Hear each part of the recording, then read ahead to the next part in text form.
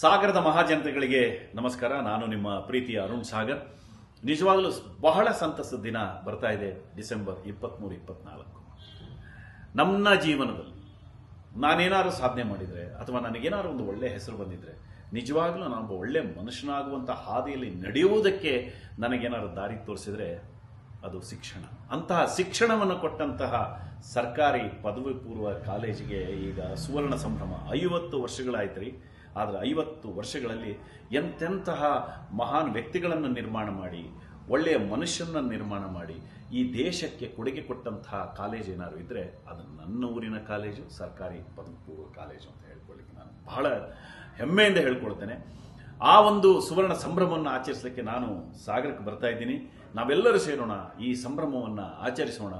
ನಿಜವಾಗಲೂ ನನಗೆ ಪಾಠ ಹೇಳಿದಂಥ ಪ್ರತಿಯೊಬ್ಬ ಟೀಚರಿಗೂ ನಾನು ನಮನವನ್ನು ಸಲ್ಲಿಸ್ತೀನಿ. ಈಗಲೂ ಟೀಚ್ ಮಾಡಿರ್ತಕ್ಕಂಥ ನಿಮಗೂ ಅಷ್ಟೇ. ನಾವೆಲ್ಲರೂ ಸೇರೋಣ, ಒಂದು ಒಳ್ಳೆಯ ಸಮಾಜವನ್ನು ಶಿಕ್ಷಣದ ಮೂಲಕ ಕಟ್ಟೋಣ ಅನ್ನುವ ಈ ಹಾದಿಯಲ್ಲಿ ನಾನು ಇದ್ದೀನಿ.